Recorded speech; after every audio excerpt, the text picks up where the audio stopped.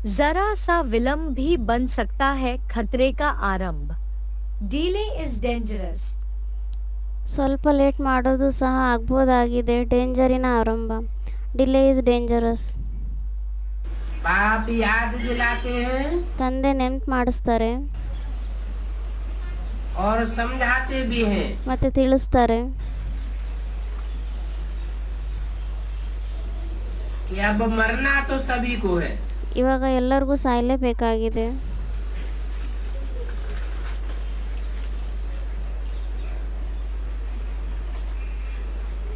कोई को शरीर की मौत मरना है ಕೆಲವರಿಗೆ ಶರೀರದಿಂದ ಮೃತ್ಯುವನ್ನು ಪಡಿಬೇಕಾಗಿದೆ,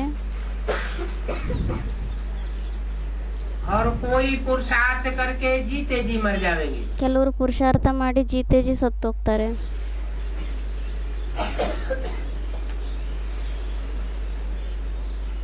जो जीते जी मरेंगे ಯಾರು ಜೀತೇಜಿ ಸಾಯ್ತಾರೆ वो अपना ही जीवन कुछ चाक बनावेंगे. ಅವರು ತಮ್ಮ ಜೀವನವನ್ನು ಖುಷಿಯಿಂದ ತುಂಬ್ಕೊಂಡ್ಬಿಡ್ತಾರೆ.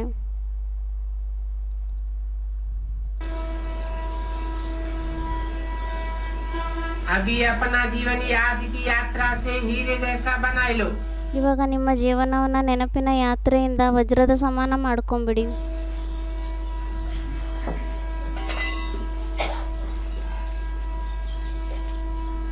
हीरे जैसा जीवन ವಜ್ರದ ಸಮಾನ ಜೀವನ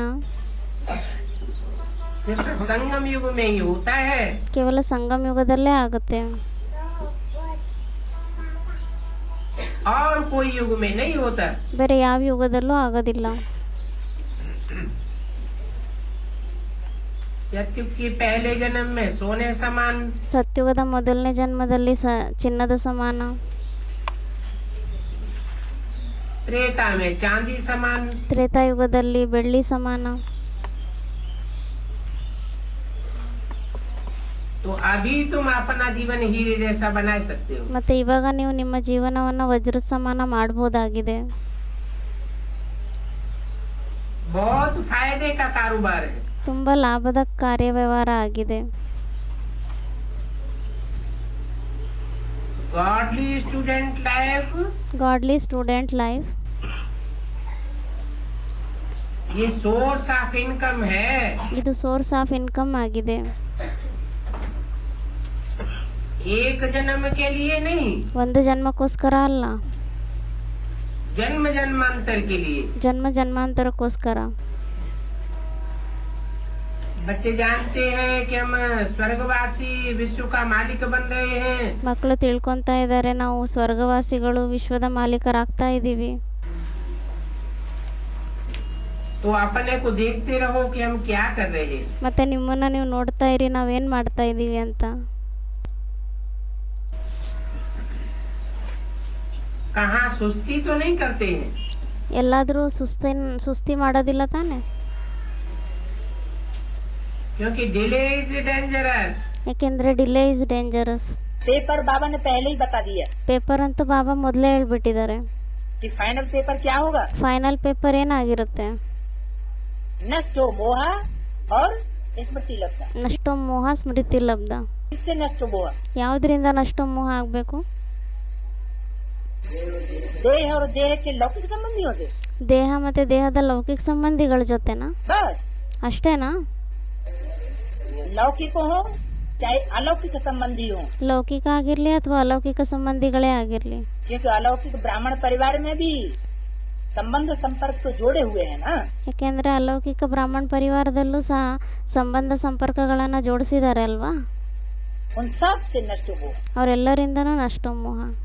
मेरा तो एक, दूसरा न कोई. ನನಗಂತೂ ಒಬ್ಬ ತಂದೆಯನ್ನ ಬಿಟ್ಟು ಬೇರೆ ಯಾರೂ ಇಲ್ಲ. और ये कितने टाइम का पेपर होगा. ಮತ್ತೆ ಇದು ಎಷ್ಟು ಟೈಮಿನ ಪೇಪರ್ ಆಗಿರುತ್ತೆ? 1 सेकंड का पेपर होगा. उस सेकंड में जिसने निर्णय कर लिया ಒಂದು ಸೆಕೆಂಡಿನ ಪೇಪರ್ ಆಗಿರುತ್ತೆ. ಆ ಒಂದು ಸೆಕೆಂಡ್ನಲ್ಲಿ ಯಾರು ನಿರ್ಣಯ ಮಾಡ್ಕೊಂಡ್ಬಿಡ್ತಾರೆ वो तो परमात्मा के पास ಅವರಂತೂ ಪರಮಾತ್ಮನ ಹತ್ರ, गॉड फादर के नजदीक वाला मण का बनेगा. ಗಾಡ್ ಫಾದರಿನ ಹತ್ರ ಇರುವಂತ ಮಣಿಗಳಾಗೋಗ್ತಾರೆ. और 1 सेकंड फेल हो गया ಮತ್ತೆ ಒಂದು ಸೆಕೆಂಡ್ ಒಂದ್ ವೇಳೆ ಫೇಲ್ ಆಗೋಗ್ಬಿಟ್ರೆ तो मण का नीचे. ಮಣಿ ಕೆಳಗಡೆ ಇಳಿದೋಗ್ಬಿಡುತ್ತೆ. फिर दूसरी सेकंड फेल हुआ ಮತ್ತೆ ಎರಡನೇ ಸೆಕೆಂಡ್ ಫೇಲ್ ಆಗ್ಬಿಟ್ರೆ फिर और नीचे. ಮತ್ತೆ ಇನ್ನೂ ಕೆಳಗಡೆ. तो सेकंड बाय सेकंड नीचे गिरते जाएंगे। ಮತ್ತು ಸೆಕೆಂಡ್ ಬೈ ಸೆಕೆಂಡ್ ಕೆಳಗಡೆ ಇಳಿತಾ ಹೋಗ್ತೀರಾ. हैं? हैं? क्या? और के सब आ जाएंगे जब एक सेकंड डिले कर दिया। ಅದಕ್ಕೆ ಹೇಳ್ತಾರೆ ಮತ್ತೇನೆಲ್ಲರೂ ಬರ್ತಾರಾ? ಇಲ್ಲ, ಯಾವಾಗ 1 ಸೆಕೆಂಡ್ ನಾವು ಡಿಲೇ ಮಾಡಿಬಿಟ್ವಿ, ಲೇಟ್ ಮಾಡಿಬಿಟ್ವಿ. तो जिसने डिले नहीं किया एक सेकंड भी, ಮತ್ತು ಯಾರು 1 ಸೆಕೆಂಡು ಸಹ ವೇಸ್ಟ್ ಮಾಡಲಿಲ್ಲ, ಡಿಲೇ ಮಾಡಿಲ್ಲ, निर्णय शक्ति इतनी तीखी बन जाए, ತಕ್ಷಣ ನಿರ್ಣಯ ತಗೊತಾರೆ. ಅಷ್ಟು ಅವ್ರ ನಿರ್ಣಯ ಶಕ್ತಿ ಅವ್ರದ್ದು ಫಾಸ್ಟ್ ಆಗಿರುತ್ತೆ. कि फट से निर्णय कर ले यही गॉडफादर है। ತಕ್ಷಣ ನಿರ್ಣಯ ಮಾಡ್ಕೊಂಡ್ಬಿಡ್ತಾರೆ ಇವರೇ ಗಾಡ್ ಫಾದರ್ ಆಗಿದ್ದಾರೆ ಅಂತ. तो एक सेकंड का पेपर होगा ಮತ್ತೆ ಇದು 1 ಸೆಕೆಂಡಿನ ಪೇಪರ್ ಆಗಿರುತ್ತೆ. और एक ही प्रश्न का पेपर होगा। ಮತ್ತೆ ಒಂದೇ ಪ್ರಶ್ನೆ ಪೇಪರ್ ಆಗಿರುತ್ತೆ. जा करके राज्य करेंगे। ಹೋಗ್ಬಿಟ್ಟು ರಾಜ್ಯವನ್ನ ಮಾಡ್ತಾರೆ. जो ज्ञान का लक्ष्य है, जो पढ़ाई का लक्ष्य है, ನಮ್ಮ ಜ್ಞಾನದ ಲಕ್ಷ್ಯ ಏನಾಗಿದೆ, ವಿದ್ಯಾಭ್ಯಾಸದ ಲಕ್ಷ್ಯ ಏನಾಗಿದೆ, जो हमारी पढ़ाई है, ಇಲ್ಲಿ ನಮ್ದೇನ್ ವಿದ್ಯಾಭ್ಯಾಸ ಆಗಿದೆ, उसकी जो एग्जाम है, ಅದರದ್ದೇನು ಎಕ್ಸಾಮ್ ಇದೆ, वो हमारा मुख्य एग्जाम कौन सा है? ಅದು ನಮ್ಮ ಮುಖ್ಯ ಎಕ್ಸಾಮ್ ಯಾವ್ದಾಗಿದೆ? नष्टो हुआ स्मृति लब्ध। ನಷ್ಟೋ ಮೋಹ ಸ್ಮೃತಿ ಲಬ್ಧ. तो तन से, ಮತ್ತೆ ಶರೀರದಿಂದ, मन से, ಮನಸ್ಸಿನಿಂದ, है? धन से, ಧನ ಸಂಪತ್ತಿಯಿಂದ, संपर्कियों से, संबंधियों से। ಸಂಪರ್ಕಿಗಳಿಂದ, ಸಂಬಂಧಿಗಳಿಂದ. क्या हम 100% नष्टो मोहा बने हैं? ಏನು ನಾವು 100% ನಷ್ಟೋ ಮೋಹ ಆಗಿದ್ದೀವ?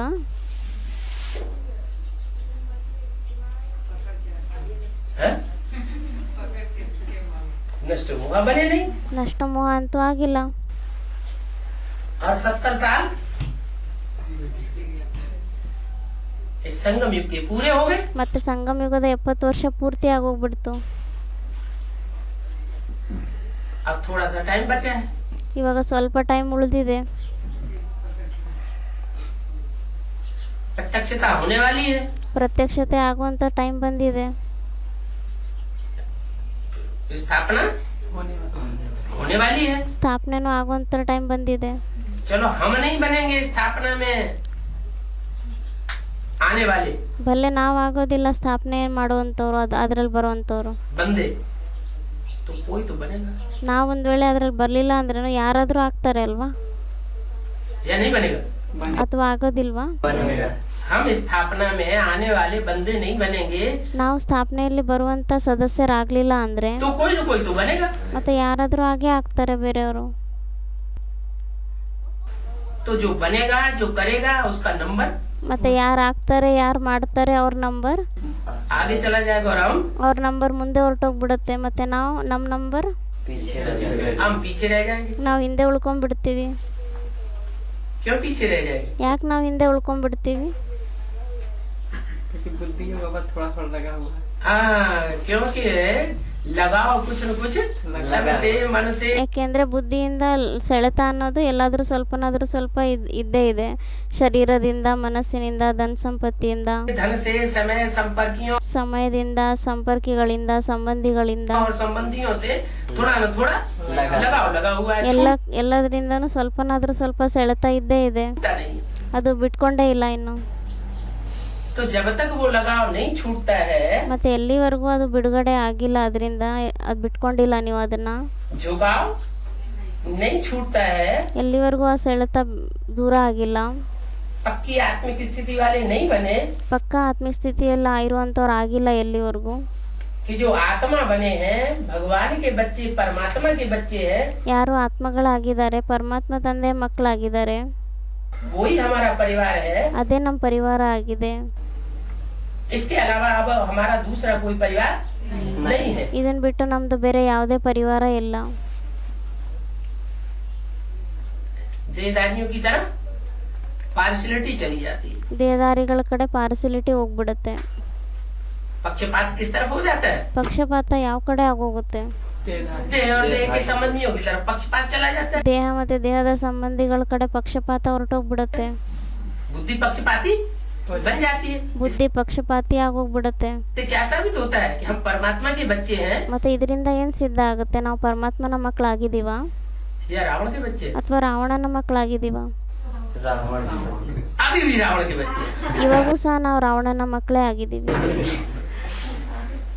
70 साल ज्ञान लेने के बावजूद भी अभी भी 70 ವರ್ಷ ಜ್ಞಾನ ತಗೊಂಡಿದ್ದೀವಿ, ಆದರೂ ಸಹ ಇವಾಗೂ ಸಹ रावण के बच्चे साबित हो रहे हैं। ರಾವಣನ ಮಕ್ಕಳೇ ಸಿದ್ಧ ಆಗ್ತಾ ಇದ್ದೀವಿ.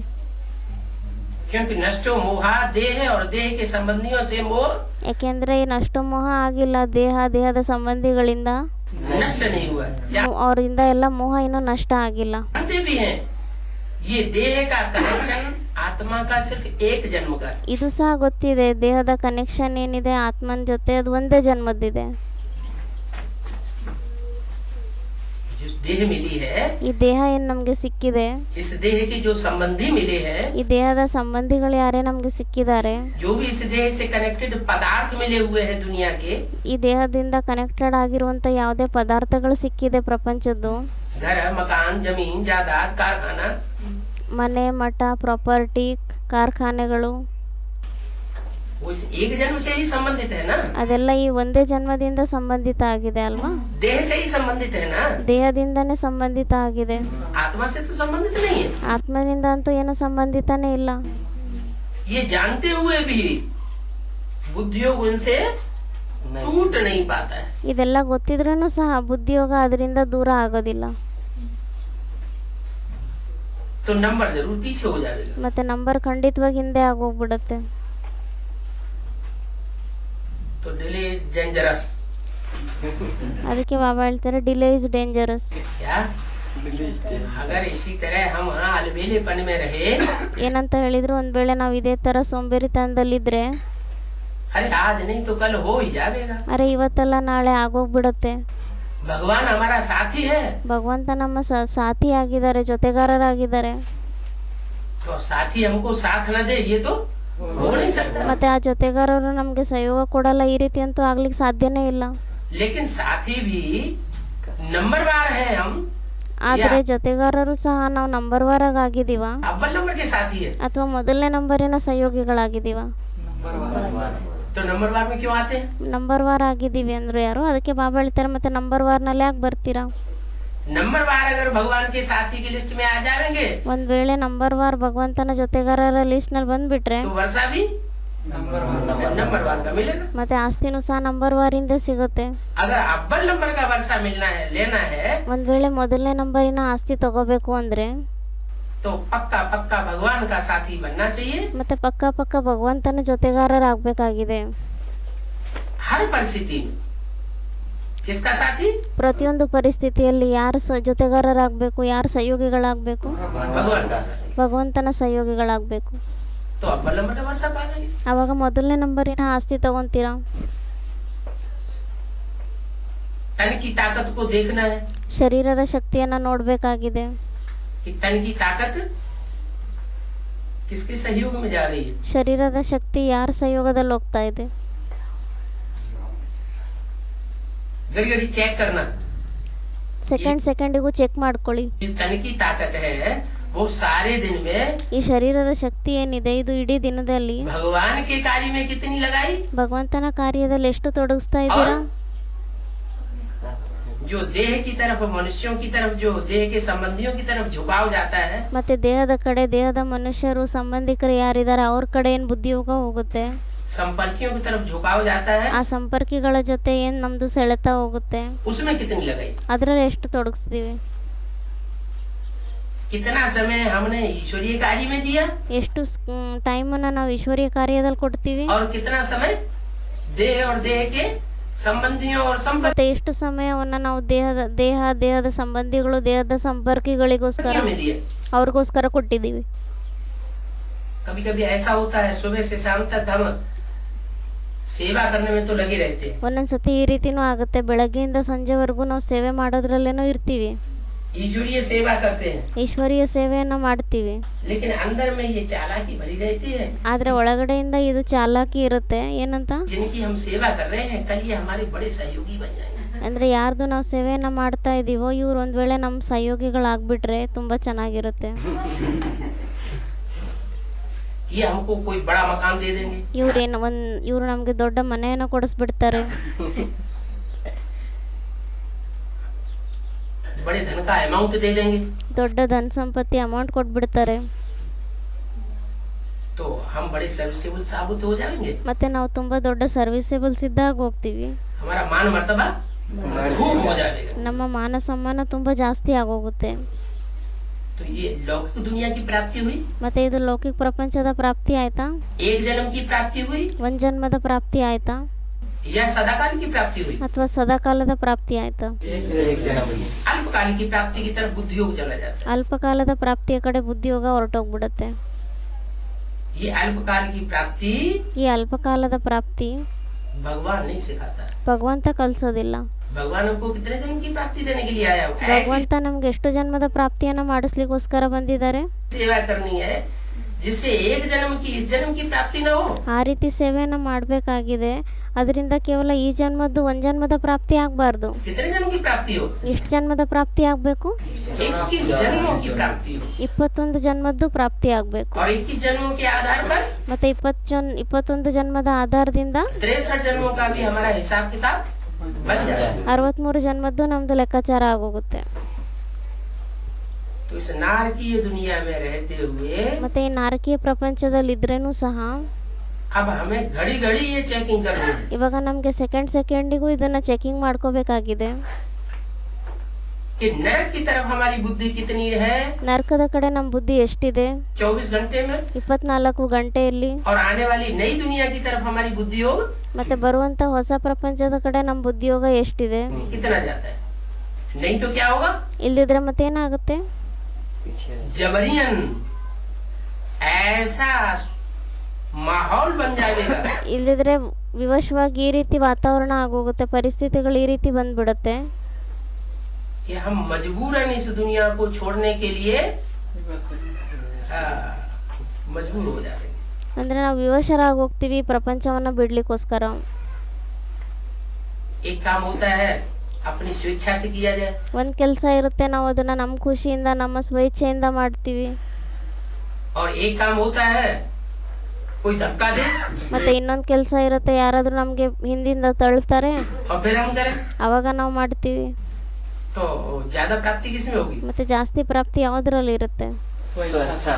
जो स्वेच्छा से जो कार्य करेंगे ಯಾರು ಸ್ವೇಚ್ಛೆಯಿಂದ ಏನ್ ಕಾರ್ಯವನ್ನ ಮಾಡ್ತಾರೆ उसमें भगवान भी खुश होगा. ಅದರಲ್ಲಿ ಭಗವಂತನು ಖುಷಿ ಪಡ್ತಾರೆ. कि देखो इसकी तो जो स्वाभाविक लगन ना मेरी तरफ लगी हुई है. ಇವ್ರದಂತೂ ನೋಡಿ ಸ್ವಾಭಾವಿಕವಾಗಿ ಸೆಳೆತ ಏನಿದೆ ಇದು ನಮ್ಮ ಕಡೆನೇ ಇದೆ ಅಂತ ಭಗವಂತನಿಗೂ ಖುಷಿ ಆಗುತ್ತೆ. और धर्मराज पीछे से डंडा मारे. ಮತ್ತೆ ಧರ್ಮರಾಜ ಹಿಂದಿಂದ ಕೋಲಿಂದ ಹೊಡೆದ್ರೆ फिर मजबूर होकर के डंडों के दर्द से परेशान होकर के फिर हम मुड़ जाए. ಆವಾಗ ವಿವಶರಾಗ್ಬಿಟ್ಟು ಆ ಕೋಲ್ ಬಾರಿಸಿದಾಗ ನಮ್ಮ ಮೇಲೆ ಅದರ ಪೆಟ್ಟನ್ನು ಅನುಭವಿಸಿ ನೋವಿನಿಂದ ದುಃಖದಿಂದ ವಿವಶರಾಗ್ಬಿಟ್ಟು ನಾವು ಮೋಲ್ಡ್ ಆದ್ರೆ तो उसमें हमारा पद नीचा हो जाए. ಅದರಿಂದ ಏನಾಗುತ್ತೆ, ನಮ್ಮ ಪದವಿ ಕಡಿಮೆ ಆಗೋಗುತ್ತೆ, ನಿಮ್ನ ಕೋಟಿದಾಗ ಹೋಗುತ್ತೆ. लास्ट तक जो पक्के होंगे उन्हों को साक्षात्कार होंगे, फिर वही संगठन की भट्टी होगी, सेवा पूरी हो जाएगी. अभी सेवा के कारण जहाँ तहाँ बिखर गए हो, फिर नदियाँ सब सागर में समा जाएंगी. लेकिन समय नाजुक होगा, साधन होते हुए भी काम नहीं करेंगे. इसलिए बुद्धि की लाइन बहुत क्लियर चाहिए, जो टच हो जाए कि अभी क्या करना है. ಕೊನೆವರೆಗೂ ಯಾರು ಪಕ್ಕಾ ಆಗಿರ್ತಾರೆ ಅವ್ರಿಗೆ ಸಾಕ್ಷಾತ್ಕಾರಗಳಾಗುತ್ತೆ. ಆವಾಗ ಮತ್ತೆ ಅದೇ ಸಂಘಟನೆಯ ಬಟ್ಟಿ ಆಗಿರುತ್ತೆ, ಸೇವೆ ಪೂರ್ತಿ ಆಗೋಗ್ಬಿಡುತ್ತೆ. ಇವಾಗ ಸೇವೆಯ ಕಾರಣದಿಂದ ಅಲ್ಲಿ ಇಲ್ಲಿ ಹರಡ್ಕೊಂಡಿದ್ದೀರಾ, ಮತ್ತೆ ನದಿಗಳೆಲ್ಲ ಸಾಗರದಲ್ಲೇ ಸಮಾವೇಶನೆ ಆಗೋಗುತ್ತೆ. ಆದರೆ ಸಮಯ ತುಂಬ ನಾಜೂಕಾಗಿದೆ, ಸಾಧನಗಳು ಇರ್ತಾ ಇದ್ರೂ ಸಹ ಅದು ಉಪಯೋಗಕ್ಕೆ ಬರೋದಿಲ್ಲ. ಅದಕ್ಕೋಸ್ಕರ ಬುದ್ಧಿಯ ಲೈನ್ ತುಂಬ ಕ್ಲಿಯರ್ ಆಗಿರಬೇಕಾಗಿದೆ. ಆವಾಗ ಟಚಿಂಗ್ ಆಗುತ್ತೆ ಇವಾಗ ಏನು ಮಾಡಬೇಕಾಗಿದೆ ಅಂತ. एक सेकंड भी देरी की तो गए जैसे वह भी. अगर बटन दबाने में 1 सेकंड भी देरी की तो क्या रिजल्ट होगी. यह भी अगर 1 सेकंड टचिंग होने में देरी हुई तो फिर पहुंचना मुश्किल होगा. वह लोग भी कितना अटेंशन से बैठे रहते हैं. तो यह बुद्धि की टचिंग, जैसे शुरू में घर बैठे आवाज आया, बुलावा हुआ कि आओ पहुंचो, अभी निकलो और फौरन निकल पड़े। 1 ಸೆಕೆಂಡು ಲೇಟ್ ಮಾಡಿಬಿಟ್ರೆ ಹೊರಟೋಗ್ಬಿಡ್ತೀರಾ. ಯಾವ ರೀತಿ ಅವರು ಸಹ ಒಂದು ವೇಳೆ ಬಟನ್ ಒತ್ತೋದ್ರಲ್ಲಿ 1 ಸೆಕೆಂಡನ್ನಾದರೂ ಲೇಟ್ ಮಾಡಿದರೆ ಮತ್ತು ಅದರ ರಿಸಲ್ಟ್ ಏನಾಗಿರುತ್ತೆ. ಇಲ್ಲೂ ಸಹ ಒಂದು ವೇಳೆ 1 ಸೆಕೆಂಡ್ ಟಚಿಂಗ್ ಆಗೋದ್ರಲ್ಲಿ ಲೇಟ್ ಆಯಿತು ಅಂದರೆ ಮತ್ತೇನಾಗುತ್ತೆ, ಅಲ್ಲಿ ತಲುಪೋದು ಲೇಟ್ ಆಗೋಗುತ್ತೆ, ಕಷ್ಟ ಆಗುತ್ತೆ. ಆ ಜನಗಳು ಸಹ ಎಷ್ಟು ಅಟೆನ್ಷನ್ನಲ್ಲಿ ಕೂತ್ಕೊಂಡಿರ್ತಾರೆ. ಮತ್ತು ಇದಾಗಿದೆ ಬುದ್ಧಿಯ ಟಚಿಂಗ್.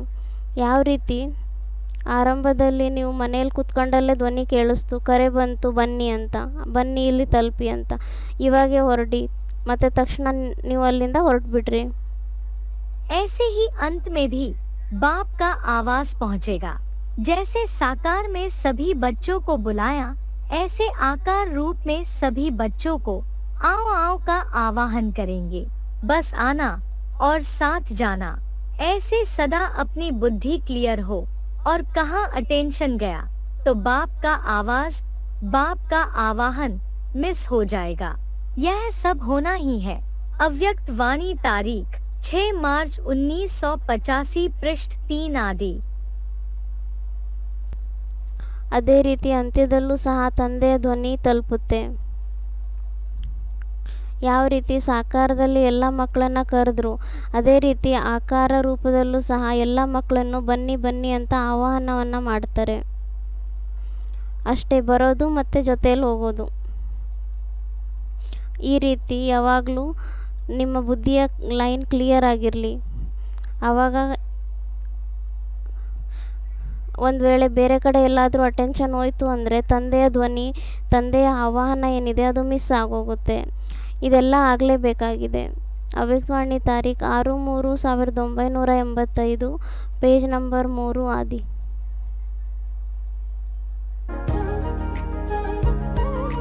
ಓಂ ಶಾಂತಿ.